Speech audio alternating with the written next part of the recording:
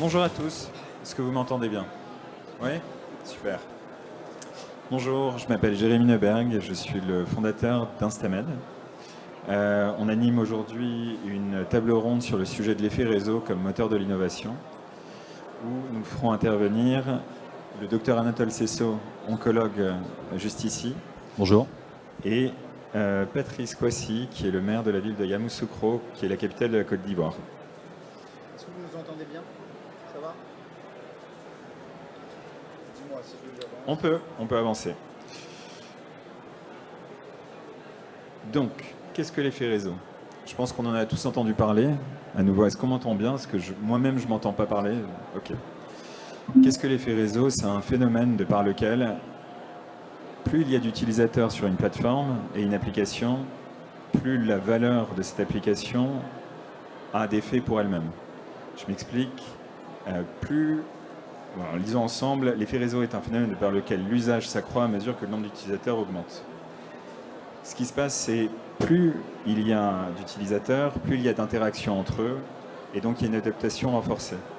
On va, pendant cette table ronde, raconter un peu l'histoire d'Instamed et comment on en est arrivé là, et quel a été l'impact de cela pour notre développement, notamment sur le fait qu'à bien des égards, pour des réseaux de cliniques, des médecins, des prestataires de soins à domicile et des patients, on est devenu une solution incontournable. L'image que vous voyez en haut à droite représente un réseau avec en bleu marine la médecine de ville, en bleu ciel la médecine hospitalière, en vert les patients, en jaune les prestataires de soins à domicile, donc c'est tout ce qui est infirmières libérales qui viennent délivrer des soins à domicile, et en rouge les centres d'examen, biologie, radiologie, anapath. Et nous avons réussi à connecter tous ces acteurs au sein d'une seule et même application qui, aujourd'hui, le docteur Sesso en parlera probablement mieux que moi, semble faire des heureux. L'effet réseau en pratique, comment est-ce qu'on l'a fait? Donc nous, ce qu'on s'est dit, c'est on va développer une solution qui permet de centraliser toutes les différentes fonctionnalités que chaque acteur a besoin.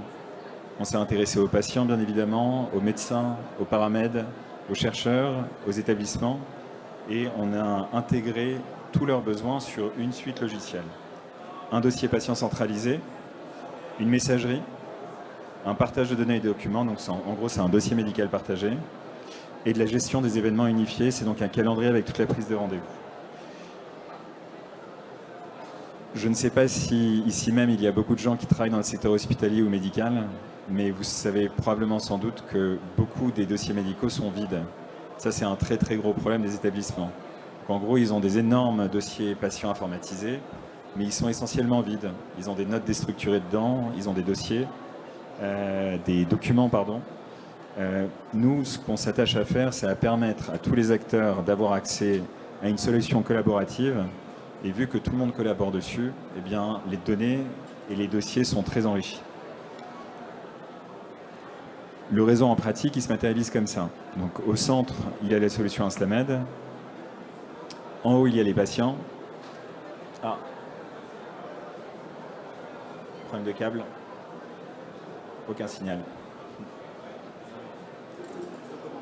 C'est les joies des démos. C'est revenu? C'est bon. C'est bon. Super. Les patients au-dessus, à gauche, toute la médecine hospitalière, en haut à gauche. Les généralistes et spécialistes qui représentent la médecine de ville, le réseau de pharmacie, les infirmiers libéraux. Tous collaborent ensemble sur une seule et unique solution. Donc tant la solution hospitalière que la solution, le logiciel de consultation, que le logiciel que les infirmières libérales vont utiliser, également les pharmacies pour recevoir les ordonnances. En bas, on est interopéré avec les centres d'examen, les hôpitaux et les centres de biologie. Et à droite, comme on génère en continu une quantité de données très importante, on permet aux médecins et aux CRO de mener leurs études cliniques. Et voici en pratique. Plus il y a de soignants, plus il y a de patients, plus il y a de patients, plus il y a de l'usage. Et on en parlera à la fin. Toutes ces données nous permettent de créer notre IA, de l'entraîner et de faire en sorte qu'elle soit très performante.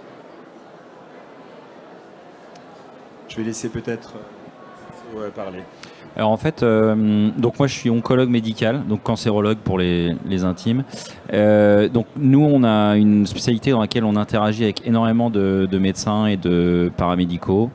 Donc j'exerce en libéral dans une clinique. Et en fait, moi, mon sujet, quand j'ai rencontré Instamed, c'était que je voulais un logiciel en cloud, que je puisse consulter n'importe où. Et je voulais arrêter les emails. Les emails, c'est une perte de temps phénoménale, puisque à chaque fois, il manque des destinataires. À chaque fois, on est obligé de prendre du temps pour télécharger les pièces jointes et on oublie de le faire. À chaque fois, on nous envoie qu'une partie des pièces jointes parce que sinon c'est trop lourd. Donc, j'ai pas tout le dossier. Et quand je confie un patient à un confrère, si j'envoie un email, je suis obligé de sélectionner les pièces. Et du coup, je lui envoie une information partielle et donc mon patient est moins bien soigné. Et donc, ce qui a été construit, c'est tout le monde a accès. Même si vous n'êtes pas abonné, vous avez un accès gratuit. Vous avez un nombre limité de dossiers avec lequel que vous pouvez consulter par an. Au bout d'un moment, on vous demande quand même de vous inscrire.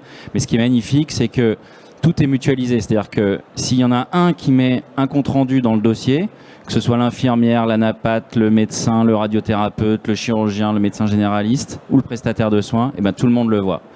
Tout le monde le voit à évidemment une précision près, c'est qu'il y a des paramètres de confidentialité que le patient ou vous pouvez régler. Si vous voulez pas que le patient voit tout de suite le compte-rendu d'anatomopathologie de son cancer, vous pouvez le mettre invisible patient et ensuite le modifier. Donc tout ça est très bien fait. Mais du coup, il y a une mutualisation à la participation de la création du dossier. Tout le monde participe. Et le premier qui participe, en fait, c'est le patient. C'est-à-dire que moi, je lui dis, avant que je vous voie, je vous demande de vous connecter et de renseigner toutes les informations que vous pouvez renseigner qui vont m'être utiles pour que le jour de la consultation, on ne perde pas de temps sur ce que vous savez déjà et sur ce que moi, je vais pouvoir parcourir en 10 secondes au lieu de vous le demander en 10 minutes. Et donc, le poids, la taille, mon compte-rendu de scanner, mon compte-rendu de prise de sang, mes antécédents, tout ce que je connais, je le remplis avant la consultation. Et du coup, je numérise tout ce qui peut être numérisé et je fais de l'humain pour tout le reste. Et du coup, je gagne du temps énormément et le patient est content de participer parce qu'il vient me voir parce qu'il veut avoir mon avis, mais il est très content de se dire bah moi je participe à mettre exactement ce que je veux et ce que je sais, et du coup ça optimise le temps de la consultation qui est du coup centré sur la problématique actuelle, les informations complémentaires que je vais demander moi en tant que spécialiste du cancer que le chirurgien n'aura pas mises parce que lui ça l'intéresse pas, mais au moins on gagne du temps. Et donc, ça va du prestataire de coordination à domicile et à tous les médecins. Et je dis aux patients, quand je le confie à une infirmière libérale, je lui dis « Votre prestataire de soins à domicile a accès à tout le dossier, c'est terminé ». Et du coup, je gagne un temps incroyable. Et ça va jusqu'à les soins de support à domicile, parce que maintenant, il y a les soins de support qui se développent en cancérologie. Ben, il y a un organisme de soins de support qui est venu nous voir il n'y a pas très longtemps qui s'appelle Ginkgo. Elle m'a dit, mais comment, moi je monte une start-up, comment on peut faire pour que je puisse vous aider, qu'on puisse travailler ensemble? Je lui ai dit, écoute, c'est simple, tu prends un abonnement, si tu veux, ou alors ça t'intéresse pas, on fait autrement, mais je te préviens, tu auras moins de patients. Et du coup, je lui partage en un clic, terminé. Je gagne un temps considérable. Merci Anatole. D'ailleurs, ils utilisent Instamed. On y reviendra juste après. On va donner la parole à Maître Kouassi, si vous nous entendez. Est-ce que vous nous entendez correctement? Je vous entends, mais j'ai du mal à activer le micro. Non, on vous entend parfaitement. C'est bon. Ah, d'accord, parfait. Bon, parfait. Oui, bonjour, bonjour à tous, bonjour à tous.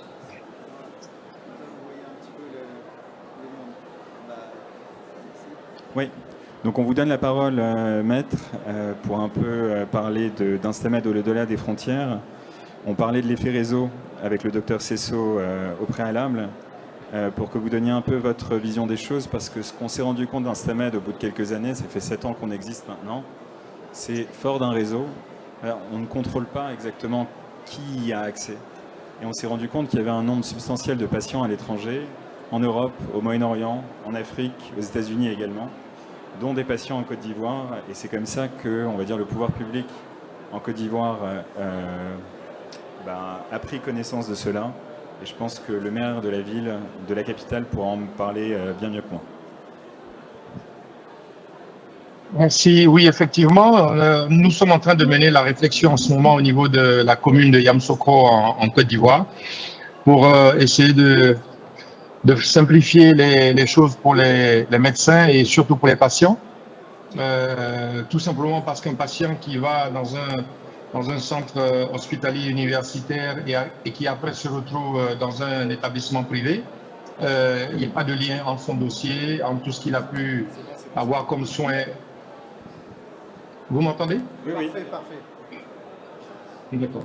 Donc, il n'y a pas de lien entre son dossier médical au niveau de CHU et le dossier médical qu'il va avoir dans un établissement privé. Donc, nous, au niveau de la commune, nous sommes en train de mener la réflexion aujourd'hui pour essayer de voir comment accompagner les professionnels de la santé et les patients de façon à ce qu'il y ait un lien, un suivi au niveau des patients dans notre commune, à Yamoussoukro. C'est un peu l'idée globale en ce moment qui nous a amené à nous tourner vers Instamed pour faire une étude de projet pour la réalisation d'implémentation des Instamed à Yamoussoukro. Merci maître. Et est-ce que vous pourriez nous dire un peu en quoi proposer une solution comme Instamed aux citoyens de la ville apporterait un bénéfice dans la coordination des soins ou le suivi hospitalier, tant pour le suivi de l'hôpital que le suivi de la ville pour différents traitements? Est-ce que vous avez des cas d'usage un peu en tête dont vous pourriez partager avec nous? Non, j'avoue que pour le moment, on n'a pas vraiment... On a un médecin conseil qui nous accompagne, qui devait être connecté, mais qui est indisponible, je pense, au moment où on fait le call. C'est le médecin conseil qui, en principe, devait pouvoir vous donner ces détails techniques. Ok. Bon, en tout cas, on vous remercie pour votre intervention et ce retour, c'est très précieux.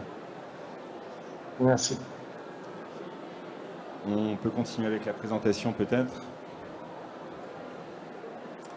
Donc on disait justement, Instamed au-delà des frontières, on s'est rendu compte au bout de quelques années qu'on avait des patients un peu partout dans le monde, vu qu'on vit dans un monde globalisé.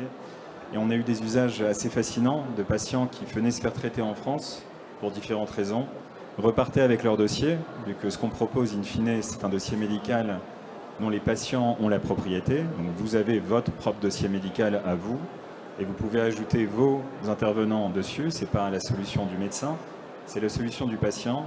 Et le patient peut ajouter des membres à son équipe et également les y retirer. On a des médecins qu'on voit et de temps en temps, on ne les voit plus, on voyage et on peut partager son dossier avec eux. Ce qui nous a mené il y a quelque temps à se poser la question de traduire le dossier, ce qu'on a fait en anglais. Donc ça, c'est la première langue. Et c'est une première mondiale d'ailleurs. Donc un dossier médical en français qui est traduisible en anglais ailleurs. Donc un cas de figure, c'est... je vais aux États-Unis pour me faire soigner, j'ai tous mes documents avec moi, de biologie, de compte rendu, etc. Le médecin en face de moi, il n'y comprend rien, vu que c'est du français, et d'un clic, tout est traduit. Je pense qu'on veut passer à la... Oui, bien sûr. Mais je pense que le docteur Cesson en parlera mieux que moi. Le cas des prestataires de soins à domicile, donc pour ceux qui connaissent, c'est des organismes qui coordonnent des soins à domicile avec notamment des infirmières, pour faire les soins qui sont prescrits à la bonne date avec le bon matériel. Ça implique la livraison de produits et puis la compréhension de la démarche du soin. Actuellement, beaucoup, ça se fait par email, avec 3 ordonnances qui sont généralement mal rédigées, sans aucun contexte médical. Et là, en fait, l'idée, c'est que le coordonnateur de soins, qui fait partie du secret médical, a accès à tout, et du coup, il comprend pourquoi on prescrit une perfusion, pourquoi on la prescrit, pourquoi on ne devrait pas la prescrire, qui éventuellement rattrape nos erreurs. Et surtout, on arrête de s'envoyer des emails qui sont illégaux, parce qu'on est tenu au secret par le biais des messageries sécurisées. Et puis, on arrête aussi les allers-retours de documents, parce qu'en fait, nous, on génère nos propres ordonnances, ils y ont accès et c'est terminé. Et donc, ça, c'est une grande valeur ajoutée pour nous et ça rassure beaucoup le patient, évidemment. Et à juste titre, puisque on a une unité de dossier, tout simplement, avec toutes les informations qui sont présentes. Et je pense que ça participe vraiment beaucoup à la qualité et à l'efficience des soins. Voilà, à la complétude du dossier, évidemment, et puis tout simplement pour des raisons très pratiques que sont les coordonnées du patient. Et ça nous évite de les remettre dans le mail avec l'adresse, le machin, c'est juste pas possible. Et en fait, c'est grâce à des usages comme celui que le docteur Cesso a bien évoqué avec les prestataires de soins à domicile qu'on s'intéresse à de nouveaux rôles, le rôle d'infirmière libérale, qu'on se pose la question de quoi ont-elles besoin, de quoi ont-ils besoin, est-ce qu'ils ont besoin d'établir des comptes rendus et de les transmettre avec le prescripteur, est-ce qu'ils ont besoin d'un lien direct avec le patient, et on connecte tous ces gens, ce qui fait qu'aujourd'hui, la solution, elle correspond à tous les différents usages. Et peut-être le point le plus intéressant là-dedans, une fois qu'on a réussi à créer ce réseau, un dossier médical partagé et centralisé, c'est qu'est-ce qu'on fait de toutes les données qui sont générées en continu sur la plateforme.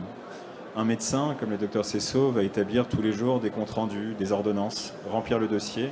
Un patient va remplir ses symptômes, d'effets secondaires, de traitements médicamenteux, de chimiothérapie, de radiothérapie, peu importe, c'est à tous les cas d'usage. Une infirmière libérale, idem, va faire le compte-rendu à domicile.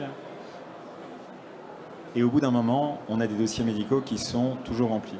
Le problème, c'est qu'il n'y a pas d'humain dans la chaîne pour remplir manuellement ces dossiers. Donc ce que nous, on fait, c'est que tous les documents sur la plateforme, on les lit automatiquement. On peut parler d'IA. On extrait le contenu de ces documents et on identifie des termes qui peuvent correspondre à des champs dans le dossier. Donc à partir des documents médicaux, on met à jour automatiquement les dossiers, ce qui fait qu'après, on peut créer, comme vous le voyez ici, j'espère que c'est suffisamment grand, des résumés normalisés des patients, ce qui est très difficile pour des médecins qui arrivent sur un dossier médical et en fait il n'y a rien, il y a nom, prénom, date de naissance, âge et des documents à lire, et souvent les médecins n'ont pas le temps de les lire ou les lisent mal en diagonale. Là, avec toutes les données qu'on a, on peut faire un résumé normalisé avec l'identité, le diagnostic, le traitement en cours, la situation actuelle, la conduite à tenir.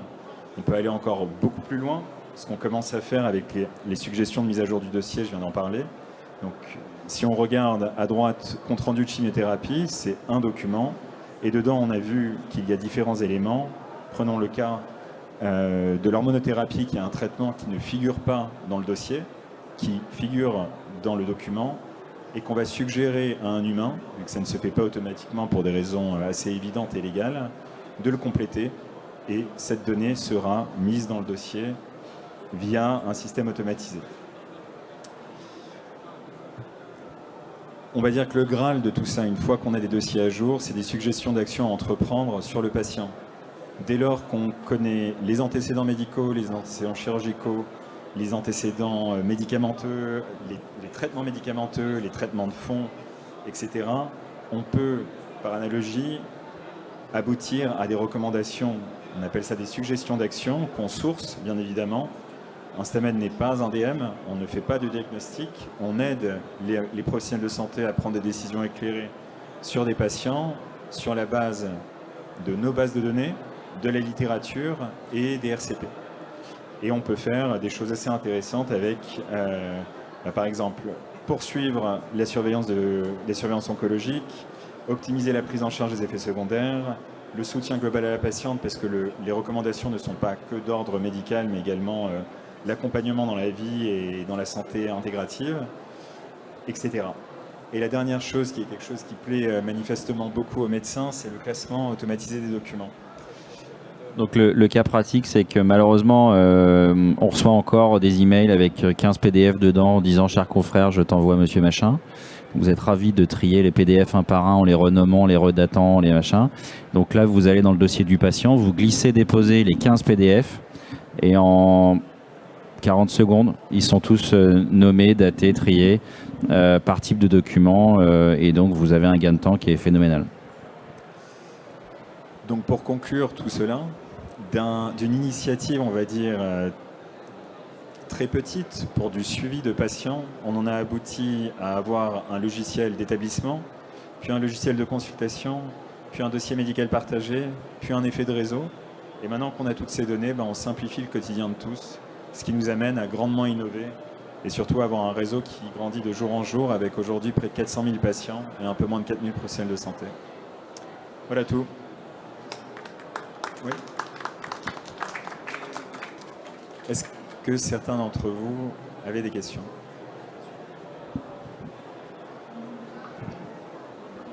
Merci beaucoup pour cette présentation très claire et très dynamique. Je suis présidente d'une association de patients IAROD dédiée aux maladies rares ophtalmiques. Et en tant que patient et représentant de patients, on s'intéresse à tout ce qui est données de patients, sans partage et l'utilisation de l'intelligence artificielle au service du diagnostic ou même de l'organisation, des aspects organisationnels au niveau des hôpitaux et des lieux de soins.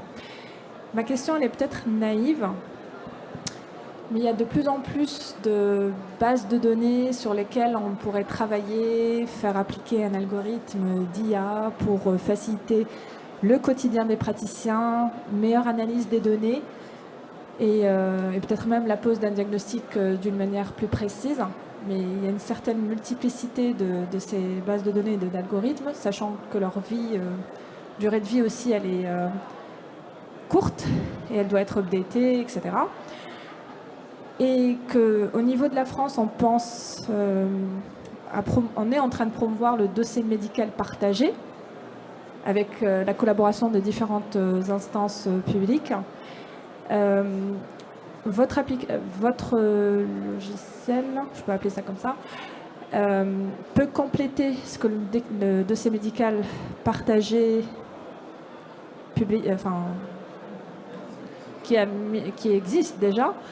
Mais il y a aussi de la différence entre les deux. Donc en quoi votre application est différente et en quoi elle pourrait compléter. C'est ni pour ni contre. C'est un peu une question délicate à poser, mais... Absolument pas délicate. Et on vous remercie de la question. Elle n'est pas du tout naïve. Au contraire, la première question que je vais poser, c'est aujourd'hui, ici, qui utilise le DMP? Ok. Vous l'utilisez au quotidien pour tous vos suivis? Est-ce que vos professionnels de santé l'utilisent? Un peu moins. Le sujet est là, en fait, et c'est tout le cœur du sujet qu'on est en train de discuter aujourd'hui. C'est un sujet d'usage. L'ENS ou le DMP, soyons très francs, il est très peu utilisé. Tout du moins, s'il n'est pas utilisé, il est très peu complété par les professionnels de santé ou les patients. Là, nous, ce que nous proposons, c'est un véritable dossier médical. Ce n'est pas, on va dire, une analogie d'Amélie.fr avec nom, prénom, date de naissance, allergie, groupe sanguin et médecin traitant. C'est un dossier médical multispécialité. Donc vous nous parlez de maladies génétiques. Ce sont des dossiers médicaux très très complexes avec des champs à profusion. Ceux-ci, on les intègre dedans. Pour autant, on est interopéré avec le DMP, ce qui fait que les données existantes sur Instamed qui peuvent correspondre aux données du DMP sont transmises dans les deux sens. Mais à nouveau, l'usage et l'initiative d'Instamed est très différente de celle du DMP parce que sur le DMP, les données ne vous appartiennent pas à proprement dit, là où sur Instamed, elles vous appartiennent. Si demain vous déménagez, vous quittez la France pour aller en Italie, en Espagne ou je ne sais où, que faites-vous avec votre DMP? Vous le téléchargez, vous le mettez sur un Dropbox, puis vous le partagez avec un médecin qui devra le traduire lui aussi. Là, vous avez une app à vous, avec vos données. Vous pouvez avoir vos enfants dessus, votre conjoint, votre conjointe, etc. Donc la vision est très différente, mais complémentaire, bien évidemment. Est-ce que j'ai répondu à votre question? Partiellement. Juste pour compléter, ce qui est très intéressant, à chaque fois on nous pose la question sur la notion du DMP et d'Instamed. Aujourd'hui, c'est deux usages différents, complémentarité à 100%, puisqu'aujourd'hui le DMP, comme tous les éditeurs de logiciels, sont obligés de s'intégrer dans le cadre du Ségur, donc ça, il n'y a pas de question à se poser. Donc tout ce qui est traité sur Instamed redescendra dans le DMP, donc le patient pourra y avoir accès naturellement. En revanche, là où Instamed a une approche différente, c'est qu'elle est dans l'usage du professionnel de santé, c'est son outil de tous les jours. Le patient, lui, c'est son outil pour quand il va consulter, quand il va faire ses suivis en chimio, en onco, etc. Et donc, du coup, l'usage n'est pas le même. DMP, on va pour consulter, essayer de récupérer un document de temps en temps. Tandis que Instamed, c'est mon compagnon de poche, santé, on va dire, dans ma poche. Je prends mes rendez-vous, je suis suivi avec mes patients, j'échange avec mon professionnel de santé. Donc, il n'y a aucun, comment on appelle ça? Il y a aucun combat avec le DMP. Au contraire. C'était juste pour j'ai vu qu'il y avait une question. Je vous laisse. Bonjour, merci pour cette présentation qui est excellente. Moi, ma question, c'est typiquement, vous nous dites qu'il y a des médecins qui vont rentrer les données dans Instamed. Ok, mais admettons que je ne suis pas encore chez Instamed. Comment ça se passe? Est-ce que c'est le patient qui est à l'initiative ou est-ce que le médecin, par défaut, va rentrer dans l'outil, mettre les informations, puis après, il va m'inviter Les deux, mon général. Vous êtes médecin, donc, aujourd'hui? Comment? Vous êtes médecin? Pas du tout. Pas du tout. La réponse, c'est les deux. C'est-à-dire que le patient peut partager son propre dossier au professionnel de santé qu'il veut. Pour l'instant, le médecin qui n'était pas sur Instamed reçoit la notification sur son email via un email conventionnel, bientôt via MS Santé, via sa messagerie de sécurité de santé. Et tout médecin peut également partager un autre médecin. Et d'ailleurs, c'est très pratique parce que nous, on a souvent des patients qui nous disent moi, je déménage à Nice alors que moi, je le suivais à Paris. Et donc, si j'ai l'email, un email, son assistante ou lui-même, je le trouve, lui, son nom dans l'annuaire l'annuaire national des médecins qui est commun à tout le monde. Et je lui partage le dossier en un clic et c'est terminé. Donc ça peut être à l'initiative du patient ou du médecin pour répondre à votre question. Bonjour à tous, donc je suis Luc Petit, je suis cadre de santé et je suis aussi ambassadeur Mon Espace Santé. Et justement par rapport à ce que vous proposez du côté interface patient, je trouve que ça fait un peu doublon avec Mon Espace Santé parce que je dis Mon Espace Santé, c'est vraiment l'interface pour le public, enfin pour les usagers du DMP. Donc là, sur votre Instamed, vous proposez aux patients d'autoriser aussi ou pas l'accès de certaines données. Est-ce que ça remonte directement sur MS Santé, mon espace santé, pardon, du coup, ou ça fait doublon parce que sur MS Santé, c'est vraiment l'ANS, c'est mon espace santé où le patient doit gérer vraiment tout son DMP et à qui il donne les autorisations. Et là, je vois que vous êtes un peu sur le même versant. Est-ce que du coup, ça se déverse aussi sur mon espace santé? Alors, Instamed a connu ses débuts bien avant l'existence de Mon Espace Santé. On existe depuis 2017. Donc oui, il y a des doublons, mais parce que dans chaque activité, il n'y a pas de monopole. Il n'y a pas de monopole d'État. Là où Mon Espace Santé est une initiative nationale, Instamed est une initiative internationale. Pour autant, le Ségur de la santé nous oblige à faire en sorte que les données transitent dans la mesure où ces données existent dans les deux dossiers. Il peut exister très souvent des données sur Instamed qui n'existent pas dans Mon Espace Santé. Là, on parle de champ de spécialité. Donc, dans la mesure où les données existent, elles transiteront dans les deux sens. Oui, bonjour. Merci pour cette présentation très intéressante. Alors, j'ai une question. Quelle est, en réalité, la question que je veux poser a déjà été un peu survolée. Quelle est votre porte d'entrée sur les utilisateurs? Est-ce que c'est les médecins? Est-ce que c'est les patients? Est-ce que c'est les infirmiers? Est-ce que c'est les PSAD? Ça, j'aimerais bien savoir parce que moi, je ne vous connaissais pas. Je comprends que c'est une solution qui est extrêmement efficace. J'ai l'impression, et peut-être vous allez me répondre, que vous êtes plus facilement adopté, on va dire, à l'international, peut-être dans des environnements plus agiles et plus propices, peut-être, puisqu'on va dire qu'en France, c'est extrêmement normé. Tout de suite, on pense au DMP auquel on pense depuis 20 ans. Qu'en est-il? Quelle est votre porte d'entrée aujourd'hui? Quelle est votre stratégie de communication et d'adoption? Avez-vous des utilisateurs qui sont, on va dire, des early adopters, comme on dit, enfin, qui réagissent vite à votre solution, qui l'utilisent massivement? Et enfin, oui, c'est ça. Est-ce que vous êtes plus utilisé et adopté à l'étranger? Alors, merci pour la question. Je vais essayer de proposer une réponse un peu holistique à toutes les différentes questions. Peut-être en vous racontant notre histoire. Nous, on a commencé avec une solution de télésuivi en hématologie à l'hôpital Necker. Donc, il y avait un besoin très particulier qui est le suivi des traitements des patients en hémato. On a commencé comme ça avec une solution pour les patients qui était en lien avec les paramédicaux, les infirmières de coordination de l'hôpital. On a fait un pilote, puis un deuxième, puis un troisième, de Necker à Cochin à Paul Brousse, et ça a très très bien marché. Et de fil en aiguille, dans des RCP de la PHP, des médecins du privé ont souhaité avoir une démo d'Instamed parce qu'ils en ont entendu parler, notamment dans les RCP. Ils nous ont dit, mais c'est super votre outil, on aimerait que vous soyez notre dossier médical, qui était un sujet, à l'époque, en 2019, qu'on n'évoquait même pas. On était sur une solution de télésuivi. On est donc devenu un dossier d'établissement à la demande de médecins et de cliniques qui nous le demandaient, parce qu'ils trouvaient notre solution plus agile et plus adaptée à leurs besoins et plus ergonomique que les autres, on va dire, des classiques qu'on connaît tous ici, si vous les connaissez. À partir de là, on a pris notre port d'entrée, ça a été l'hôpital. Donc on rentre à l'hôpital. Une fois qu'on est à l'hôpital, on a un flux de patients qui est sans fin, c'est exponentiel. Et ces patients ont l'application et ensuite invitent leur médecin.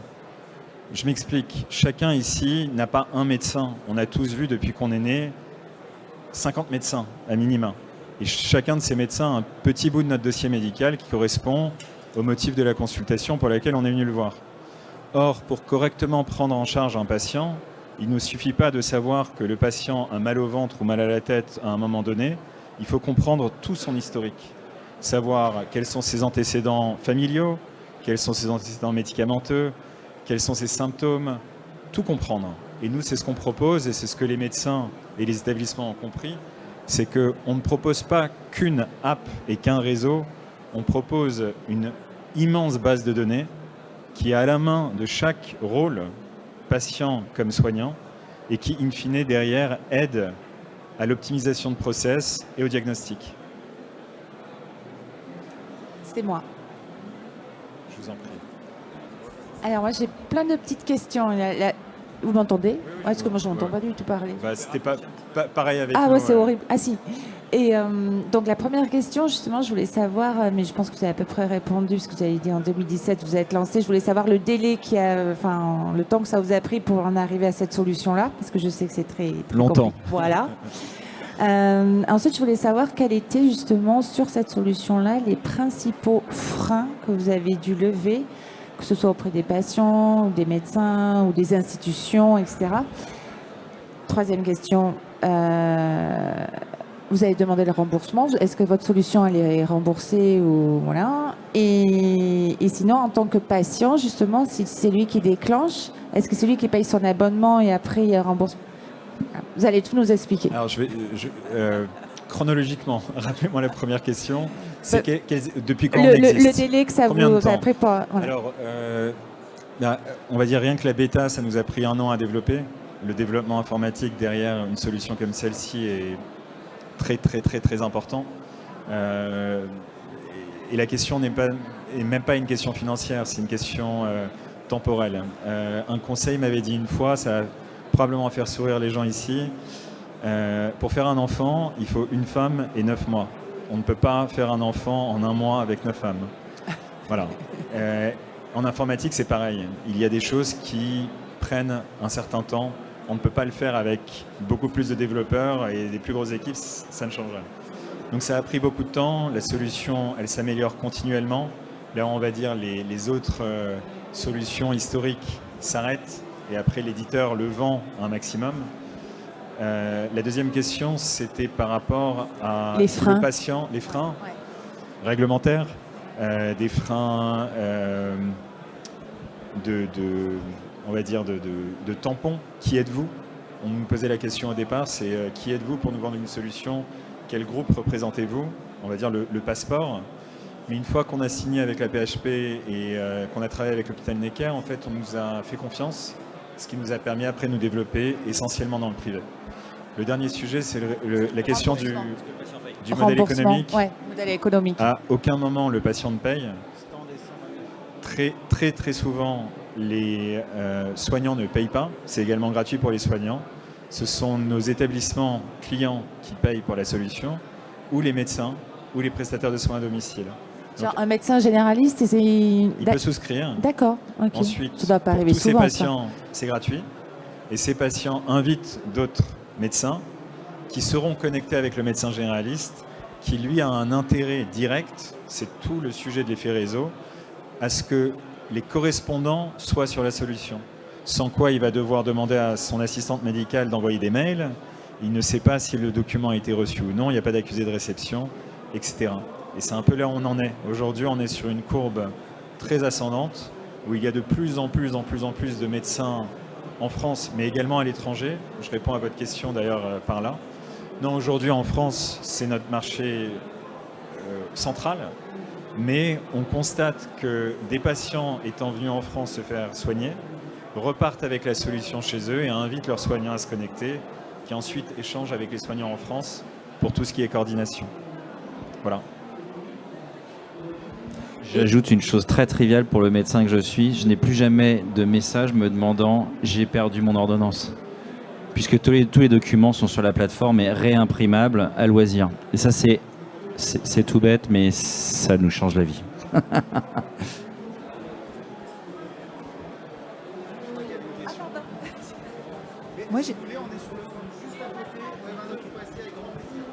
Moi, j'ai une question par rapport à l'hébergement des données.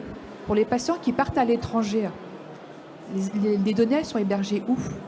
Alors, c'est une très bonne question. Elles sont hébergées en France, uniquement chez un hébergeur HDS. De toute façon, c'est la loi. C'était le premier frein.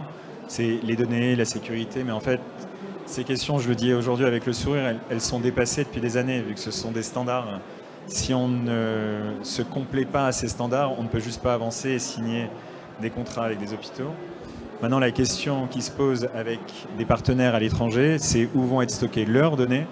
Et à chaque pays avec lesquels on travaille, il y aura un serveur dans la zone. C'est-à-dire on ne va pas héberger les données des Ivoiriens en France. Ça ne fonctionne pas. Ils voudront leurs serveurs locaux. Et nous, notre rôle, c'est de ne pas dire ce sont nos données comme, on va dire, beaucoup de solutions, beaucoup d'établissements. On ne possède pas les données. Les données appartiennent aux patients et on met à disposition, nous, notre métier, c'est de mettre à disposition une solution qui met tout le monde d'accord. Alors oui, j'ai une dernière question. À savoir, il existe aussi des ordonnances sécurisées. Ouais. Et du coup, elles sont disponibles sur votre plateforme? En cours d'intégration. Ah ok, d'accord. L'e-prescription, avec le QR code. Ah, ouais, c'est en cours d'intégration. Merci.